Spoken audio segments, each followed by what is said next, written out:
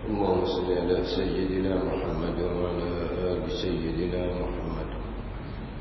أعوذ بالله من الشيطان الرجيم. بسم الله الرحمن الرحيم. الحمد لله رب العالمين، والصلاة والسلام على سيد المرسلين وعلى آله وصحبه أجمعين. رب اشرح لي صدري ويسر لي أمري واحلل عقدة من لساني يفقه قولي. سبحانك لا علم لنا إلا ما علمتنا إنك أنت العليم الحكيم. ولا حول ولا قوة إلا بالله العلي العظيم. Kitab Fatih Faridah, muka surat 6 ayat keempat daripada atas. Qala al-muallif rahimahullahu ta'ala wa nafa'ana bi'ulumihi amin. 6. Percaya sekalian perkara. Percaya dengan makna mengaku putus di hati, berpegang kejat di hati. Ini rukun iman. Percaya, yakni mengaku putus di hati sekalian perkara. Sekalian perkara baik dan jahat. Sekalian perkara diperjelaskan lagi baik dan jahat. Kesemuanya, kesemua sekalian perkara, ditakkidkan, dikuat pula. Sekalian perkara baik dan jahat, kesemuanya, kesemua sekalian perkara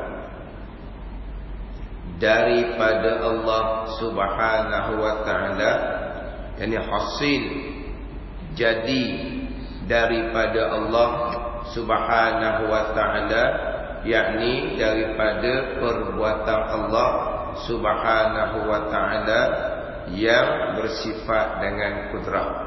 Kesemua yang berlaku, sama ada baik dan jahat, berlaku kesemuanya adalah daripada perbuatan Allah Subhanahu wa ta'ala. Kesemua yang berlaku, sekalian perkara yang berlaku, sama ada perkara baik dan jahat, kesemuanya daripada perbuatan Allah Subhanahu wa ta'ala, tidak terkecuali walaupun sebesar zarah. Sama ada perkara itu berlaku di bumi, di langit, di dunia dan di akhirat, kesemua yang berlaku adalah perbuatan Allah Subhanahu wa ta'ala yang bersifat dengan kudrah. Kesemua yang berlaku itu perbuatan Allah. Perbuatan Allah ni dengan muwafaqah, dengan bersetuju, dengan setentang, selaras, iradahnya, kehendaknya, kehendak Allah Subhanahu wa ta'ala. Kehendak Allah ni pada sedia kala. Semua perbuatan, semua yang berlaku adalah perbuatan Allah. Allah perbuat muwafaqah, selaras dengan iradahnya, kehendaknya, kehendak Allah, ketetapannya, ketetapan Allah, keputusannya, keputusan Allah yang bersifat dengan iradah. Allah berkehendak ni bila? Allah menetap ni bila? Pada sedia kala. Yang kita ringkaskan, ketentuan azali. Allah qadim azali. Sifat iradah Allah qadim azali. Allah yang bersifat dengan iradah menentukan. Dipanggil ta'alluq iradah. Iradah sifat. Ta'alluq iradah adalah menentukan, menetapkan. Bila iradah menentu menetap, iradah menentu menetap sedia kala. Qadim yang dikenali ta'alluq tanjizi qadim bagi iradah. Ta'alluq tanjizi qadim. Tanjizi ni meluluskan. Kalau iradah dengan makna menentukan. Bila iradah menentukan, sedia kala, tanjizi qadim. Sifat iradah tu qadim. Fungsi sifat iradah menentu. Menentu tu pun qadim. Sifat kudrah Allah qadim. Dia sifat Allah qadim lah. Tak ada sifat Allah yang baharu. Sebab yang qadim dua. Sebut kata qadim dua. Yang pertama zat Allah. Yang kedua sifat kesempurnaan bagi Allah. Ini dua ni qadim. Zat Allah qadim, sifat kesempurnaan bagi Allah pun qadim. Jadi kudrah pun qadim. Ta'alluq sifat kudrah adalah menjadikan, melakukan, memberi bekas. Itu ta'alluq sifat kudrah, fungsi sifat kudrah. Bila sifat kudrah Allah yang qadim ni melakukan, memberi bekas, menjadikan. Bila? Sekarang. Sekarang tak kira qadim lah. Dia panggil hadis. Qadim lawan dia hadis, baharu. Jadi perbuatan Allah, pekerjaan Allah adalah ta'alluq tanjizi hadis. Sifat kudrah Allah qadim. Ta'alluq fungsi sifat kudrah menjadikan. Bila kudrah Allah menjadikan, mengadakan, dia menjadi mengada ni dengan qadim, dia tidak dijumpa. Menjadi mengada dengan qadim, dia tak dijumpa. Menjadi asal benda tak ada, mengada asal benda tu tak ada. Jadi menjadi ni kemudian, sebab asalnya tak ada lagi. Mengada kemudian, asalnya tak ada lagi. Jadi kalau kata menjadikan pada sedia kala, mengadakan pada sedia kala, jumpa. Sedia kala qadim ni bukan barang yang dijadikan, bukan barang yang diadakan. Lepas tu kata menjadi mengada dengan sedia kala, dia tak akan jumpa punca. Jumpa boleh. Allah mengadakan sedia kala. Sedia kala ni bukan benda yang jenis diadakan. Jadi nak jumpa kat mana? Mengada dengan sedia kala. Jadi mengada menjadikan adalah baharu. Baharu ni lawan sedia kala lah. Allah buat malaikat tu lama mana? Dah. Tapi dipanggil baharu. Sebab buat malaikat bukan sedia kala. Tu dia panggil baharu. Bukan kata Allah buat malaikat baharu kau mana? Beli yang tahu. Kita cerita baharu ni hak tak sedia kala.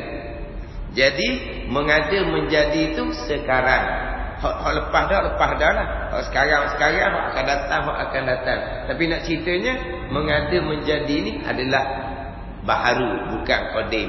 Dipanggil tanjizi hadis bagi kudrah atau pergi pada qada. Tapi sifat kudrah Allahnya qadim. Sifat kudrah qadim. Fungsi ta'alluq sifat kudrah mengada meniadakan. Mengada meniada itu baru.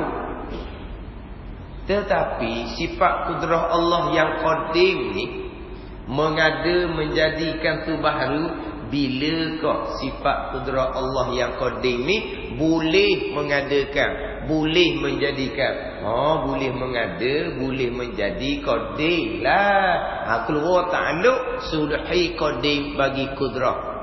Ni kalau kita ngaji bab ta'alluq dalam sifat 20 fardu kifayah ada.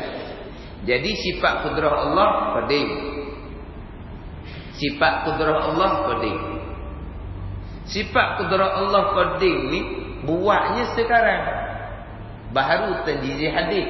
Bilakah sifat kudrah Allah yang qadim boleh mengadakan, boleh menjadikan, boleh mengada, boleh menjadikan sedia kala lah. Keluar suluhi qadim. Kalau tengah ngaji takluk hak sifat kudrah boleh. Tapi mengadakan sekarang dia gini, dia takluk sifat Allah ni ada yang qadim, ada yang baru. Tapi iradah tanjizi qadim. Tidak ada tanjizi hadis. Qudrah tanjizi hadis. Tidak ada tanjizi qadim. Iradah tanjizi qadim. Menentukan sedia kala. Sebab apa iradah menentukan sedia kala? Sebab iradah menentukan selaras dengan ilmu. Ilmu pun tanjizi qadim juga. Bila Allah mengetahui sedia kala. Jadi menentu pun sedia kala. Tidak ada ilmu tanjizi hadis. Tidak ada iradah tanjizi hadis. Ada tak ilmu mengetahui baharu? Oh, kalau mengetahui baharu sebelum tu tak tahu mustahil. Ada tak ketentuan yang baharu? Ataupun kita panggil ketentuan tambahan? Tidak ada. Sebab apa? Sebab Allah telah menentukan segala-gala pada azali. Ada tak ketentuan yang baru, ketentuan tambahan? Tidak ada. Sebab Allah menentukan selaras dengan ilmu. Ilmu mengetahui sedia kala tanjizi qadim. Tidak ada takluk ilmu tanjizi hadis. Kalau ada tanjizi hadis, ilmu mengetahui baharu, mana sebelum mengetahui tak tahulah. Macam kita ada tahu yang lama, kita ada tahu yang baru. Tapi tahu lama pun tak koding jugalah. Tahu lama tu pun tak koding juga, tapi lama sikitlah. Perkara ni kita tahu lama dah. Perkara ni kita baru je tahu. Jadi kalau kita baru tahu, sebelum tahu tu tak tahu. Hak tahu lama tu pun sebelum tu tak tahu juga, tapi lama sikit. Jadi kita ni ada tahu hak baru, ada tahu hak lama. Tahu Allah sedia kala. Jadi ketentuan Allah pun sedia kala. Dipanggil tanjizi qadim bagi ilmu, tanjizi qadim bagi iradah. Tidak ada tanjizi hadis. Tidak ada mengetahui yang baru, mengetahui yang kemudian, dan tidak ada menentu yang baru, menentu yang kemudian. Tidak ada. Tapi buat tu baru sekarang. Iradah qudrah takluknya adalah tanjizi hadis. Ni buat contoh sikit. Hak sifat Tuhan yang ada takluk, yang takluk tanjizi qadim dan takluk tanjizi hadis. Contohnya sifat basar. Allah qadim. Sifat basar Allah qadim. Ta'alluq bagi sifat basar adalah melihat.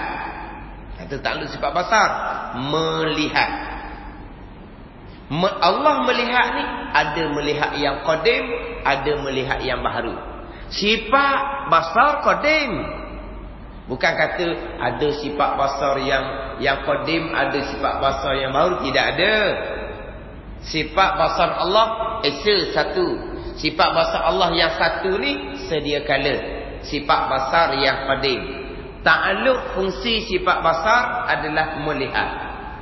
Allah melihat ni ada melihat yang qadim, tanjizi qadim bagi basar, ada melihat yang baru, tanjizi hadis bagi basar. Yang nak cerita ta'alluq ni. Allah melihat sedia kala.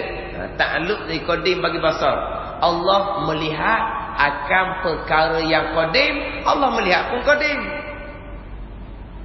Allah melihat perkara yang adanya qadim, Allah melihat qadim jugalah. Dan perkara tu ada sedia kala, maka Allah yang bersifat basar melihat perkara tu pun sedia kala jugalah. Allah melihat apa? Perkara yang qadim, Allah melihat pun sedia kala qadim juga. Apa dia? Apa dia? Apa perkara yang adanya qadim, maka basar Allah melihat pun qadim. Apa perkara yang qadim? Tadi sebut dah, yang qadim dua sahaja. Zat Allah dan sifat Allah. Dua tu jawab qadimnya. Maka basar Allah melihat akan zat Allah tu bila? Melihat yang sedia kala. Tanjizi qadim bagi basar melihat akan perkara yang adanya qadim. Ke Allah tidak melihat zat Allah? Allah melihat zat Allah? Allah melihatlah. Zat Allah adanya qadim, maka Allah melihat pun melihat yang qadim. Zat kita ni, diri kita ni, bila ada? Diri kita ni adanya baharu. Maka bila basar Allah melihat akan zat kita? Ya? Bila Allah yang bersifat ngebasar melihat akan zat kita, bila? Selepas kita dijadikan oleh Allah lah.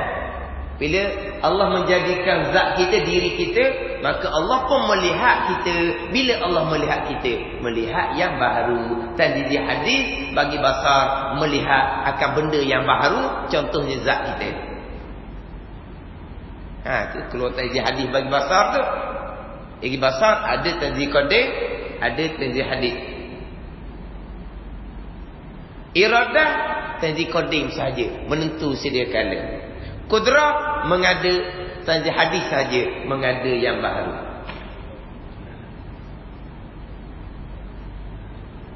Jadi kalaulah kita kiralah, kalau sebut kata rukun iman yang ke-6, ada dua pegangan.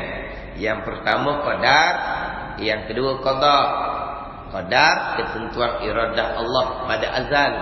Qada perbuatan kudrah Allah sekarang.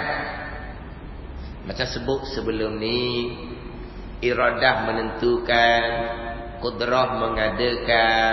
Ini dia panggil isnad majazi, bukan isnad hakiki. Isnad dengan makna kita sandar, kita letak. Menentu tu kepada sifat iradah. Mengada tu kita isnad, kita letak, kita sandar kepada sifat kudrah. Sebenar-benar iradah yang menentukan, sebenar-benar kudrah yang mengadakan, ataupun zat Allah yang menentukan, Allah yang mengadakan. Allah zat yang wajib ada, iradah sifat yang di zat Allah, kudrah sifat yang di zat Allah. Sekarang ni yang menentu tu sifat iradah ke, yang menentu tu Allah Ta'ala? Allah Ta'ala. Yang mengada tu sifat kudrah ke, yang mengada tu Allah Ta'ala? Yang mengada tu Allah Ta'ala, bukan sifat kudrah.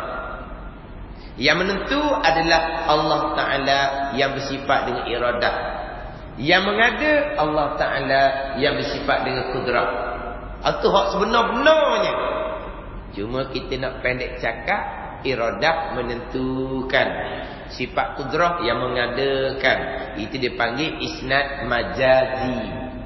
Mana sandar kepada sifat, sandar sementara, bukan sebenar-benar. Sebenar-benarnya bukan iradah yang menentukan. Allah Subhanahu wa Ta'ala yang bersifat dengan iradah yang menentukan. Yang mengada Allah Subhanahu wa Ta'ala yang bersifat kudrah yang mengadakan. Ini hak sebenar-benarnya. Hakiki dia gitu sebenar-benar. Tapi nak pendek cakap, iradah menentukan, kudrah mengadakan. Tapi jangan berpegang iradah yang menentukan. Kalau berpegang semata-mata iradah yang menentukan, bukan Allah, berpegang semata-mata sifat kudrah yang mengadakan, bukan Allah, kafir pegangan. Kau dengar bahaya tu. Iradah menentukan, dipegang sifat iradah kan. Itu kena fahamlah. Ada isnad majazi, ada isnad hakiki. Isnad majazi ni kita sandar secara tupang je, secara sementara. Contoh ginilah, kita cakap asbab tu kan. Makan nasi kenyang, makan obat ni sihat sembuh kitanya. Kita sandar pada nasi tu jadi kenyang, kita sandar pada obat jadi sembuh tu. Sandar majazi ke hakiki? Sandar majazi je. Sandar letak kepada asbab zahir. Dah hakiki sebenar? Sebenar keesaan pada perbuatan. Kenyang perbuatan Allah, sembuh penyakit perbuatan Allah. Tak dikata nasi, tak dikata obat. Itu isnad majazi. Sandar kepada asbab zahir. Sandar bubuh je. Tak pegang gitu, tak pegang gitu. Sama juga, tersandar iradah menentukan, tersandar kudrah yang mengadakan. Itu sandar letak je. Letak sementara orang panggil. Pendek cakap. Kalau kita nak cakap penuh, Allah yang bersifat dengan iradah, menentukan. Allah yang bersifat dengan kudrah, mengadakan. Kan jadi makan masa pulaknya. Jadi nak pendek cakap, iradah menentukan, kudrah mengadakan. Tu panggil apa tu? Isnad majazi. Sandok majaz ni pinjaman gitulah, maknanya bukan sebenar-benar. Gitu. Jadi pendek sebut acak kali dah tu. Sebab kalau berpegang diri iradah yang menentukan, kalau berpegang diri kudrah yang mengadakan, tapi bukan salah dosa bukan, tapi benar. Dan memang kita berpegang Allah yang menentukan, memang kita berpegang Allah yang menjadikan. Allah mana yang menentukan? Allah yang bersifat dengan iradah. Allah mana yang mengadakan? Allah yang bersifat dengan kudrah. Itu pegangan kita. Bukan diri sifat tu yang bukan. Bukan diri sifat tu. Allah. Zat Allah yang wajib ada, yang bersifat dengan sifat iradah, yang menentukan. Zat Allah yang wajib ada, yang bersifat dengan kudrah, yang mengadakan. Jadi kita rukun iman yang ke-6, keluar dua pegangan, ketentuan iradah Allah, qada perbuatan kudrah Allah. Jadi kalau kita faham ta'alluq tadi, qadar kena kepada ta'alluq tanjizi qadim bagi iradah. Qada kena kepada ta'alluq tanjizi hadis bagi kudrah. Ni baru lengkap. Ke payah nak sebut tanjizi qadim, tanjizi hadis. Kalau ngaji ta'alluq kudrah, ada ta'alluq qabdah. Biasa ta'alluq suluhi qadim, tanjizi hadis, ada ta'alluq qabdah. Dia ada 8 ta'alluq. Itu secara fardu kifayah betul. Jadi maknanya qadar ketentuan Allah yang bersifat iradah, qadar kena kepada ta'alluq tanjizi qadim bagi iradah, qada kena kepada ta'alluq tanjizi hadis bagi kudrah. Kemudian dua pegangan ni kira-kira satu tajuk ada satu tajuk kita tersesalah. Tajuk di sifat di qadar ta'alluq sifat iradah Allah tu sesalah. Kalau kira-kira kitanya nak masuk kepada qada ta'alluq tanjizi hadis bagi kudrah. Ia dua pegangan di situ. Tapi masa cerita bab qadar ketentuan iradah Allah, qada perbuatan kudrah Allah tu sebut semua dah. Cuma sebut secara tak rasmi apa panggil. Memang kena sebut qadar ni dia kena sebut seiring. Qadar qada. Tetapi kalau kita bicara rukun iman, kita akan bicara ketentuan dulu, pelan. Kemudian perbuatan Allah ni pelaksanaan kita akan sebut pelan dululah ketentuan, baru kita sesuli dengan perbuatan Allah. Adapun di tajuk di pembicaraan sifat 20, kita akan mulakan dengan perbuatan Allah macam sini. Daripada perbuatan Allah. Perbuatan Allah mana? Yang dengan muafakat iradat bagi pada ketentuan. Sebab apa dimulakan dengan perbuatan? Perbuatan sekarang, ketentuan azali. Sebab apa dimulakan dengan perbuatan? Sebab yang nyata depan mata kita adalah perbuatan Allah. Hak ketentuan azali nu malaikat pun tak tahu, Nabi pun tak tahu. Hanya Allah yang mengetahui noh di ilmu Allah. Hak qadim tu. Jadi hak nampak depan mata kita adalah pekerjaan perbuatan Allah yang bersifat dengan kudrah. Hati kita ni hak nampak ni dulu ni. Kalau kita nak ajar anak kita gitu juga. Ni hak berlaku ni Allah yang melakukan, Allah yang buat, Allah yang menjadikan segala-gala. Kena mati itu dulu. Tapi kalau kita balik pada susunan sifat 20, sebelum daripada bicara kudrah, bicara sifat wahdaniyah, sifat yang ke-6, keesaan Allah pada zat, keesaan Allah pada sifat, keesaan Allah pada perbuatan. Dia akhirkan dengan keesaan Allah pada perbuatan. Apa makna keesaan Allah pada perbuatan? Kesemua perbuatan yang berlaku adalah perbuatan Allah juga. Itu keesaan Allah pada perbuatan. Kalau ada perbuatan yang lain yang lebih bekas, maka tidak keesaan pada perbuatan. Berbilang tukang buat, berbilang khalik, berbilang tukang yang menjadikan. Walaha kita berpegang hanya Allah khalik. Selain dari Allah, makhluk yang lemah. Ini pegangan kita. Yang menjadikan, yang kuasa hanya Allah Subhanahu wa taala. Jadi kalau kita berpegang perkara berlaku, makhluk yang melakukan, itu tidak keesaan pada perbuatan dia panggil. Jadi keesaan pada perbuatan, kesemuanya perbuatan Allah. Sebesar zarah pun tidak ada yang berlaku selain dari perbuatan Allah Subhanahu wa taala. Pegangan. Di wahdaniyah. Ni kita duduk mengesakan Allah, mentauhidkan Allah, mengesakan Allah. Ni kita ngaji ilmu tauhid ni. Kitab gapo? Kitab Fatih Faridah, kitab tauhid. Duk ngaji gapo? Ngaji ilmu tauhid. Apa tauhidnya? Mengesakan Allah. Bukan hanya mengesakan Allah pada zat.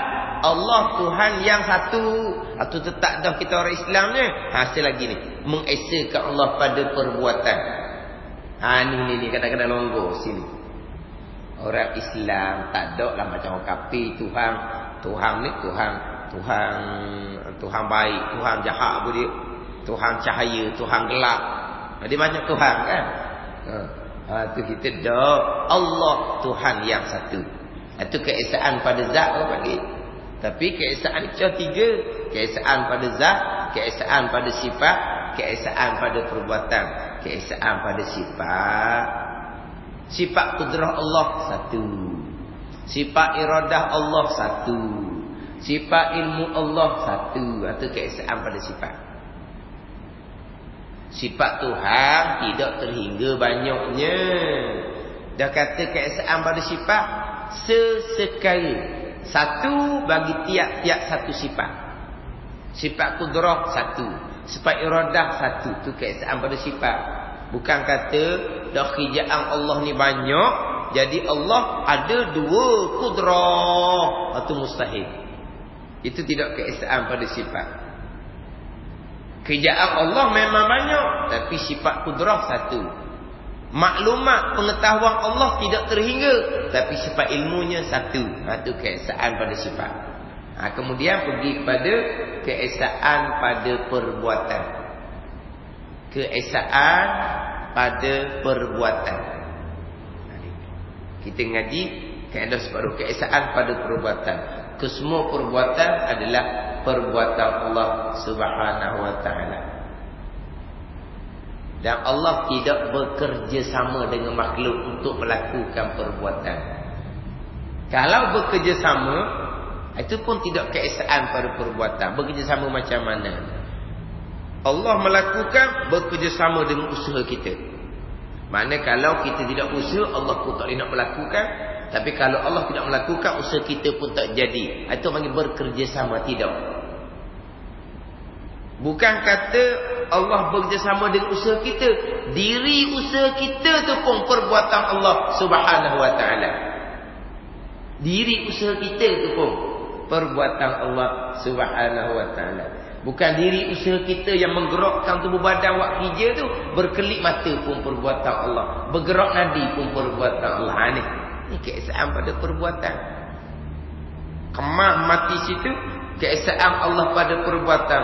Allah mana yang perbuat segala-gala ni?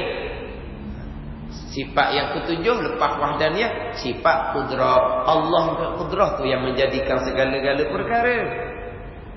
Kemudian Allah menjadi segala-gala perkara ni. Allah menjadi gitu je. Allah telah menentukan pada azab apa yang Allah nak buat. Itu pergi pada iradah. Allah menentu pada azab dengan jahil-jahil gitu. Allah menentu setelah dengan ilmu. Sifat yang ke-9, sifat ilmu. Ini susunan dia. Tapi cuma nak ceritanya, Dia akan mulakan dengan perbuatan Allah. Sebab yang nyata depan kita adalah perbuatan Allah. Anak berlaku-berlaku ni semua perbuatan Allah. Allah perbuat. Selaras dengan ketentuan Allah pada azal. Baru pada pelan. Tapi kalau kita bahas kod rukun iman, kita akan bahas qadar dululah pelan. Walau pergi kepada qada, perbuatan Allah Subhanahu wa taala yang bersifat dengan qadar. Jadi kira-kira habis di tajuk qada, kita masuk di tajuk qada. Cuma minggu lepas saya disebut berkaitan dengan redha dengan ketentuan Allah dan perbuatan Allah Subhanahu wa taala. Yang mana redha ni redha bahasa Arab. Tapi Melayu kita redha juga. Cuma eja Melayu kan R-E-D-A. Tu bukan redha, tu rida jadi. Dulu eja R-E-D-H-O. Nah, tu redha. Learning R-E-D-A tau. Jadi rida jadi. Redha. Redha ni bahasa Arab bukan bahasa Melayu. Tapi Melayu pun jadi redha lah. Mana? Redha ke tak? Dia redha ni makna setuju. Setuju dengan makna kita tidak bersoal lah. Kenapa begiang tu redha. Jadi redha dengan ketentuan dan perbuatan Allah ni, ini bukan pegangan. Ini adalah ketaatan hati. Ketaatan hati. Redha adalah ketaatan hati. Jadi berkaitan dengan redha ni, pembicaraan melepasnya berkait dengan perkara jahat. Kita wajib redha, terima, jangan persoal, jangan pembangkang akan segala-gala ketentuan Allah ni. Ketentuan Allah ni termasuk hak jahat. Jadi macam mana kita wajib redha kalaulah perkara itu perkara jahat? Perkara itu perkara maksiat. Perkara itu perkara kufur. Kita nak redha kok mana benda maksiat? Kita nak setuju kok mana benda kufur? Jadi redha tu dari sudut hak berlaku tu ketentuan Allah. Redha lah. Orang tak puasa tu ketentuan Allah. Kita redha, kita terima. Memang dia tak puasa, ketentuan Allah. Orang duk sembah, duk pekong tu ketentuan Allah. Kita redha, kita serba soal lah. Itu dari sudut ketentuan Allah. Dari sudut tak puasa tu ikhtiar usaha dia. Sebab kita ahli sunnah kan, wajib berpegang ada ikhtiar usaha. Walaupun ikhtiar usaha kita sebenarnya duduk di bawah ketentuan dan perbuatan Allah juga sekalipun. Tapi kita pandang dari sudut tak puasa tu pilihan dia, perbuatan dia, bukan ada paksa-paksa. Di semua berhala pun pilihan dan perbuatan dia. Ada sudut tu haram kita redha. Satu perkara keluar dua hukum dari sudut yang berbeza. Orang tak puasa, dari sudut tak puasa dia ketentuan Allah, kita terima. Dari sudut tak puasa dia, ikhtiar tak puasa tu ikhtiar usaha dia, haram kita redha, wajib kita kena benci. Dua hukum yang berbeza, tetapi dua hukum yang berbeza pada satu perkara, tapi dari sudut yang berbeza. Contohnya kita dapati anak kita tak puasa, tubik mulut kita, Masya Allah budak ni dia nipu. Dia kena lama dah dia jenis nipu, dia potong puasa. Tapi kita baru tahu kemudian, jerembung ke kita, serempak dengan kita, tengok hidup makan dengan sayang dia, keluar mulut kita, Masya Allah budak ni gini balak perangai dia. Apa dia Masya Allah? Ketentuan Allah Subhanahu wa ta'ala. Tu kalau tak puasa dia. Dari sudut tu kita kena terima lah. Yang kita bersoal, bapa Allah, kok seorang ni engkau tentukan tak puasa? Jangan bersoal. Itu ketentuan Allah. Mari daripada Allah Ta'ala. Tu dari sudut tu. Dari segi tu. Dari sudut tak puasa dia, potong tu pilihan dia, perbuatan dia, maka haram kita redha. Wajib kita kena benci, wajib kita kena cegah. Gitu. Wajib kita kena ambil tindakan.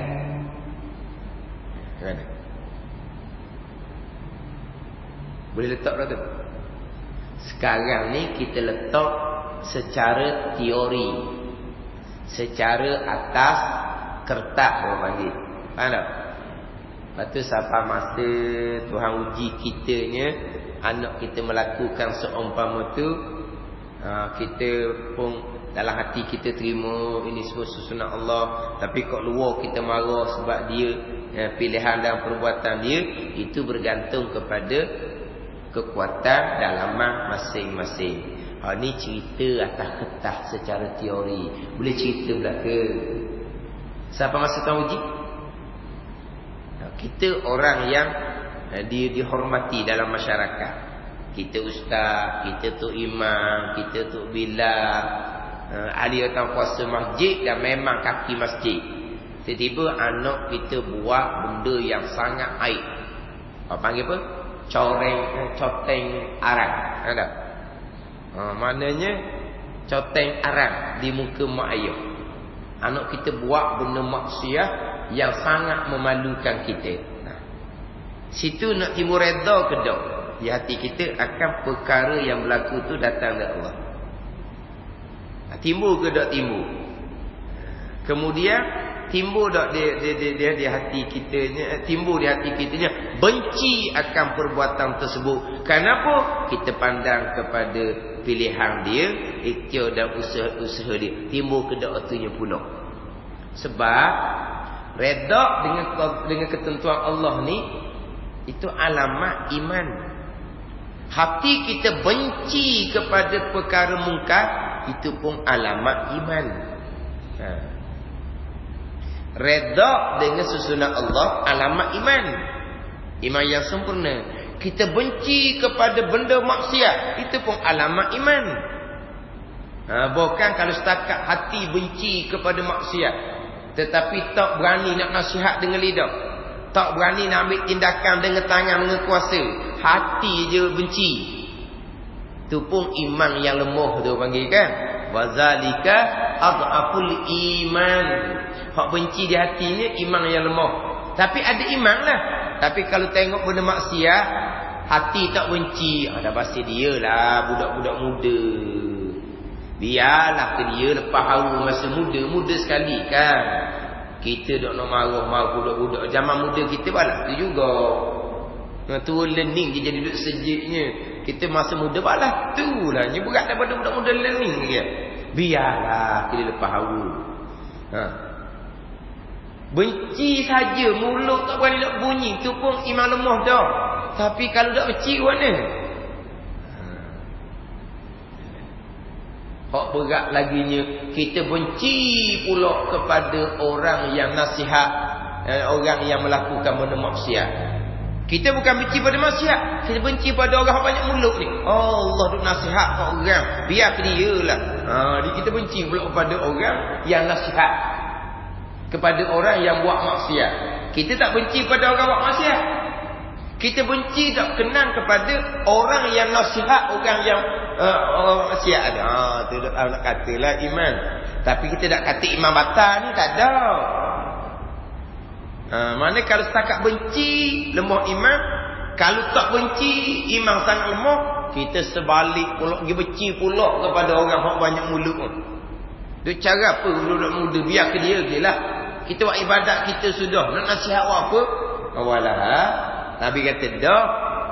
Ni kalau tak kuasa dengan tangan, cegah. Ni kita cegah mungkar dengan lidah. Hak dia buat tu waktu kekuatan dia. Dia nak ambil tindakan, dia tak ada kuasa. Tapi dia boleh nasihat dengan lidah. Tu pertengahan. Orang nasihat dia benci pula ke orang tu, anak kira mana dia. Jadi kita redha dengan qada Allah, alamat iman. Kita benci akan maksiat, alamat iman walaupun lemah. Mana? Jadi apabila Tuhan uji kita seumpama tu, anak kita buat benda yang memalukan kita, dua ni keluar tak di hati, di dalam kita. Redha dengan susunan Allah. Benci dan ini akan perkara mungkar yang dilakukan oleh anak kita contohnya. Ini kadang-kadang anak kita buat kita pergi bela pula dah ya. Bukan kita benci, dia mak ayah tak boleh benci. Mak ayah ada kuasa. Kena cegah dengan tangan lah. Wa ya'iru biyadi, kita kena cegah dengan tangan. Sebab tangan ni kuasa. Mak ayah ada kuasa kan. Hak cegah dengan lidah, dia siap. Hak tu hak tak ada kuasa. Ataupun mak ayah ada kuasa, tapi kalau guna kuasa mudarat. Mana setakat nasihat boleh. Nak ambil tindakan, kalau kata nak piak, besar sangat dah dianya. Kita ambil rotan nak piak, sekejap rotan duduk tangan dia. Kita pula kena piak dia.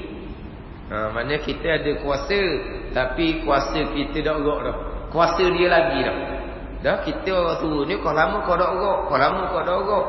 Anak ni kalau lama kau besar, kalau lama kau besar, kau kuat. Ni asalnya boleh kita ada kuasa cegah dengan tangan kita, tapi tak lidah mudarat. Kita cegah dengan lidah lah. Tak ada dengan hati sebab kita ada kuasa tu. Ni dak ni kadang-kadang kita bela pula. Kerana kira tu. Kuasa tidak digunakan, lidah pun tidak digunakan.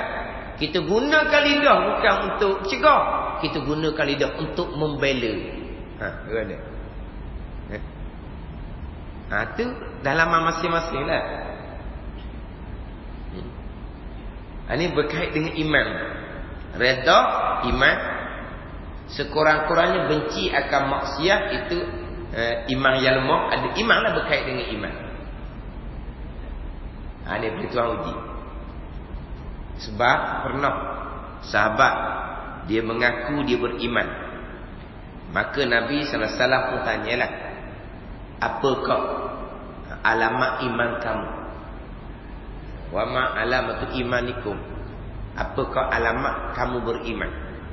Maka sahabat ni jawab, ini nashkuru alal ghaha wa nasbiru alal bala wa narda bi mawaqi'il qada.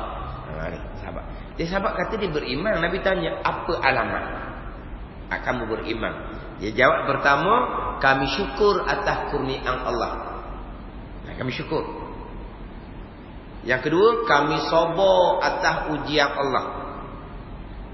Yang ketiga, wa narda bi mawaqi'il qada. Dan kami redha dengan apa yang berlaku, yang datang daripada qada Allah Subhanahu wa taala. Kami syukur atas nikmat, kami sabar atas ujian, dan kami redha dengan segala susunan Allah Subhanahu wa taala. Ada ngaku. Sahabat kata gini tiga ni. Maka Nabi berjawab, mukminun wa rabbil Ka'bah. Hanya orang beriman demi Tuhan Ka'bah. Ini alamat orang beriman. Sebab apa timbul syukur? Sebab nikmat itu datang daripada Allah. Walaupun zahir ini mari daripada asbab usaha kita. Walaupun zahir ini mari daripada pertolongan orang lain. Tapi sebenarnya itu nikmat datang dari Allah. Walaupun zahir datang dari usaha kita, datang dari pertolongan orang lain, tapi sebenarnya datang dari Allah. Maka orang yang iman dia kuat, maka dia akan bersyukur kepada Allah Subhanahu wa taala. Kemudian balak-balak ujian-ujian ni datang dari Allah juga. Walaupun balak ni zahirnya mari daripada kita tak jaga diri. Macam balak penyakit mari daripada kitanya jenis apa? Jenis makan Melaka tu lah. Ada jenis makan Melaka. Hak penyakit ada dah ni. Dia makan Melaka. Jenisnya tu. Lepas tu kenalah ujian, nyakit dia kau berat. Kadang-kadang nyakit dia tu berpunca mari daripada khianat orang lain kepada dia. Zahir dia. Zahir penyakit tu mari kerana dia tak patah perbuatan dia. Mana penyakit tu mari daripada khianat orang lain, daripada perbuatan orang lain. Zahir je. Tapi sebenarnya itu datang daripada Allah Subhanahu wa taala. Sebab bisa ke kalau kita duk makan semua benda tu tak boleh bekal. Hak khianat orang pakai sihir, pakai apa tak boleh bekal. Jadi hak berlaku sakit itu perbuatan Allah. Maka orang yang beriman kepada perbuatan Allah ni, dia akan sabar. Sabar. Sabar bahasa Arab ni kau. Apa dia sabar? Tu kalau bahasa kita kan kita untuk senapas kan ada bukan tu orang makan ke apa tu. Mana kita katakan apa? Kena senapas. Senapas kenapa? Tahan. Tahan. Tu sabar. Sebab apa kena ni sakit ni mari mana? Mari daripada Allah Ta'ala. Zahir tadilah mari daripada perbuatan kita, mari daripada perbuatan orang lain. Zahir je. Benarnya mari daripada Allah. Sabar. Sebab apa? Iman kita kuat, kita beriman dengan semua itu perbuatan Allah. Begitu juga dengan apa yang berlaku ni adalah datang daripada Allah. Kita reda. Ni orang yang beriman. Kalau tidak reda, maknanya imannya tak kuat. Jadi hak reda ini berkait dengan kekuatan dalaman masing-masing. Reda berkaitan dengan ketaatan hati, bukan bab pegangan.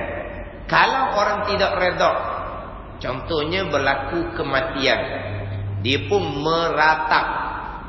Kalau baca kitab dia panggil biji sabuk. Meratap. Dia ratap kematian. Walahal ajal mau ketetapan Allah Subhanahu wa taala. Orang yang cakap semua dah. Ajal mau ketetapan Allah. Ajal mau ketetapan Allah. Jadi sampai masa, maka Allah pun mematikan. Tiba-tiba dia ratap. Kenapalah? Dia ratap. Kenapalah anak dia inilah satu-satunya, inilah satu-satunya, inilah hak jadi harapan keluarga, hak inilah satu-satunya lelaki, hak inilah satu-satunya puan, bapalah. Itu ratap orang panggil. Haram hukumnya. Orang ratap ni orang tidak reda. Dan dia tidak beriman ke ajal maut ketetapan dari Allah. Itu bab akidah, itu tak ada. Tapi kenapa dia ratap? Kerana dia lupa akan ketetapan Allah Subhanahu wa taala. Kenapa lupa? Iman tak kuat. Dia pun tak reda hati dia berdosa. Dia ratap pula haram. Tapi bukan dia tidak beriman, imannya lemah sebab tidak reda. Ni ada orang majuk dia kata orang ratap kematian berarti tidak reda dengan qada kematian daripada Allah, berarti tidak beriman dengan qada Allah, kafir dia ni. Ada orang ni. Ada rakam. Orang ratap ni jatuh hukum kafir. Sebab apa kafir? Orang ratap ni tidak reda. Sebab tidak reda? Sebab tidak beriman dengan ketetapan Allah.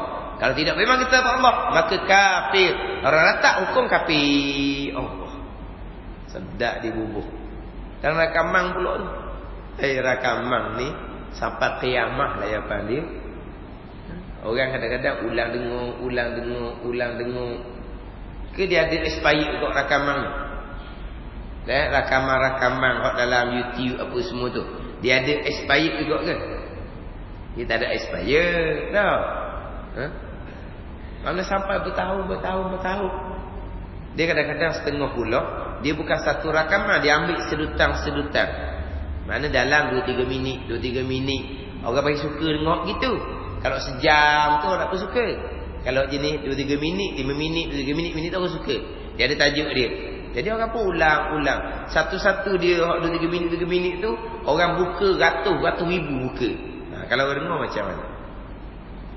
Salah hajar kita tu macam mana? Orang rata berarti tidak reda. Antu? Tidak reda berarti tidak beriman. Jangan.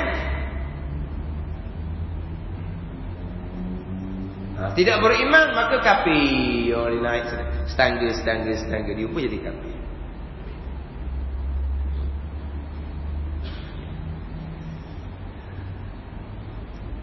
Jadi siapa Tuhan uji kita, sama ada terselah ataupun tidak, redha kita, itu bergantung pada kekuatan dalaman masing-masing lah. Kita hidup atas dunia banyak ujian. Kalau kita tidak redha, benda yang berlaku tetap berlaku. Kita merenyih warna pun, duduk ngiling kepala, hiling pun hiling lah. Benda yang berlaku tetap akan berlaku. Kita orang jang ni apa ni? Jang kaki ya. Berlaku tetap akan berlaku. Kita ngamuk warna pun berlaku tetap akan berlaku. Tak berubah dah. Tapi kalau kita redha dengan ujian Allah, boleh pahala wajib. Tuhan uji kita dengan berbagai-bagai ujian, kita tidur malam dalam keadaan kita redha dengan ujian, dengan qada Allah Subhanahu wa taala, bangun pagi diampung segala dosa. Kita bangun pagi seperti budak yang baru dilahirkan. Itu kelebihan dia. Kita boleh pahala wajib, buat ampun dosa kita. Hati kita pun jadi tenang. Tak tenang? Tenang. Macam-macam masalah. Masalah di kita, masalah keluarga kita, masalah jiran kita, masalah masyarakat orang kita, masalah pecah kepala yang pada mikir. Tapi redha, kita terima. Kita redha dengan qada Allah ni bukan bererti kita berdiam diri. Kita mainkan peranan kita, buat sebab, itu dipanggil syariat zahir. Itu dipanggil syariat zahir. Itu bagian pekong. Jangan kita berdiam diri. Kita redha anak kita melakukan perkara maksiat, bukan berarti kita tidak cegah benda mungkar, suruh benda makruf. Itu syariat zahir. Nasihat tu tak ada. Tapi hati kita redha dengan apa yang dilakukan, itu datang daripada Allah. Tapi mulut kita bunyi. Sebab apa mulut kita bunyi? Itu tanggungjawab kita. Itu syariat zahir. Bukan maknanya anak buat balas tu, kenapa mak ayah pada bunyi sepatah benar redha. Itu bukan redha. Dan kita kata orang jahil. Bukan orang redha, orang jahil. Sebab suruh benda makruf, benda baik, cegah benda mungkar, hukum wajib. Tambahan kita mak ayah ada kuasa pula. Hukum wajib.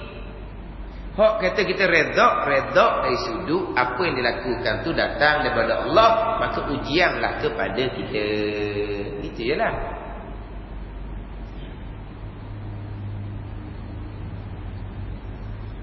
Bukan makna kita berdiam diri, bukan makna kita tak berobat bila Tuhan qadakan kita dan kadang berpenyakit. Berobat tu syariat zahir, berdoa syariat zahir. Bukan berarti kita membiarkan kemudaratan menimpa kita. Kita kena mempertahankan hak kita. Bukan kalau kita mempertahankan hak kita, mempertahankan harta kita, mempertahankan maruah kita, sampai mati kita, mati syahid. Itu perintah kita mempertahankan hak kita, mempertahankan harta kita. Tetapi di saat orang yang nak nak rapat hak kita tu, memang qada Allah Subhanahu wa taala juga. Kita terima dari sudut tu.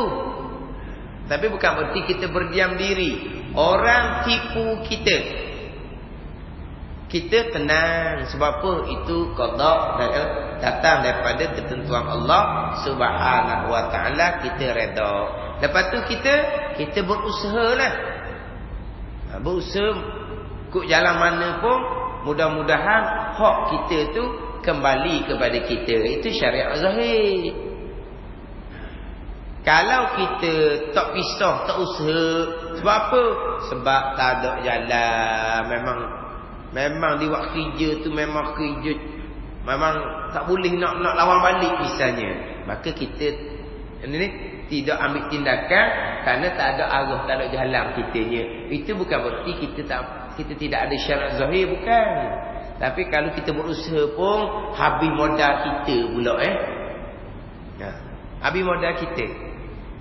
Kalau kita nak usaha nak dapat balik hak kita tu, parut pula modal kita habisnya. Mana kita pun tak mau usaha pisah balik sebab tak ada manfaat kalau kita usaha pun. Tak orang alik kita. Bukan makna kita tak mau usaha. Sebab tak ada manfaat kepada kita. Jadi hak reda tetap ada reda. Kita nak usaha ataupun tidak, tengok ada manfaat ataupun tidak. Sama juga dengan penyakit. Tak berubat dah. Sebab apa tak berubat? Bukan makna kita tak mau berubat. Tapi apa ni? Doktor kata tak ada harapan dah. Doktor kata balik baca Yasin lah. Kita pun tak ada lah balik rumah. Lepas tu mana? Tak ada harapan dah. Lepas tu apa nak berubat? Tak ada lagi dah. Setakat tu je. Maknanya bukan kita mau berubat. Kenapa? Kerana habis jalan dah. Kita pun berhenti berubat. Bukan makna kita tidak ada usaha. Bukan makna tak ada syarat zahir. Sebab tak ada lah. Dari segi zahirnya tak ada manfaat kepada kita kalau kita berusaha pun. Jadi hak reda di hati ni tak ada. Di saat kita berusaha, bang kita masa lagi boleh berusaha, ataupun di saat kita tak ada usaha dah tak ada manfaat. Hak tu bab zahir. Bab reda tak. Hati kita terima akan segala-gala perkara yang datang daripada Allah Subhanahu wa taala. Jadi reda ni di antara ilmu tasawuf yang wajib fardu ain kepada kita. Kena ngaji khusus. Macam kitab Ilatus Salikin, kitab yang kedua tu dalam tu ada tajuk. Tajuk reda. Kalau reda tidak tajuk khusus no, kita kena faham apa makna reda. Itu fardu ain kepada kita ilmu tu. Kemudian kita semar reda di hati kita. Tu amal syariat hati fardu ain kepada kita. Kalau kita reda, saya dah pun faham reda ni, itu maknanya kita banyak perkara lagi lah kena ngaji molek. Dan ni ilmu fardu ain ni. Sebab reda ke, syukur ke, sabar ke, ini sepanjang masa. Ini sepanjang masa. Dan bila-bila masa tuan uji-uji kita kena sabar, kena reda, kena sabar, kena reda. Ini kadang-kadang panjang masa ni. Dah kita duduk dalam keadaan tak sihat, semua-semua. Tak sihat, sakit, semua-semua. Ada orang tak sihat, letih, itu je. Ada orang bukan setakat letih, dia sakit. Dia dah kena sakit semua. Kalau setakat letih, tak nak gerak, dia tak ada sakit, cuma tak nak gerak je. Ada orang yang sakit. Orang apa? Ngidak. Dalam keadaan itu ngidak sakit. Ketika tu sabar reda. Kena hati ni. Hati kena terima semua. Jangan dulu bersoal. Bapa Allah, apa salah kitanya, mayang dak tinggal, puasa dak tinggal. Bapa Allah buat nyakit balah ni. Bapa Allah. Jangan apa tak reda. Jadi mana? Apa sabar, apa reda. Apa kena ngaji molek.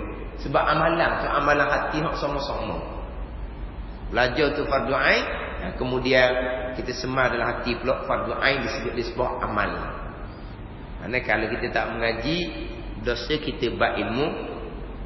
Kemudian sampai masa kita nak reda, nak sabar, kadang-kadang kita reda, sabar tak kena dengan hukum sebab kita tak mengaji. Kita tak ada ngaji, nak sabar reda, nak kena dengan hukum macam mana kalau kita tak mengaji. Itu di antara hak ilmu fardu ain daripada ilmu tasawuf. Kita cerita ni bab pegangan, tapi pergi pada bab reda sebab dia berkait. Tetapi orang yang tidak reda bukan berarti tidak ada pegangan. Jangan salah faham pula. Sebab kita ada pegangan, ada syariat zahir dan ada syariat hati, syariat batin. Jadi insya-Allah merupakanlah kita masuk kepada pembicaraan hak rukun iman yang kedua. Ini beriman dengan qada perbuatan Allah yang bersifat dengan qudrah.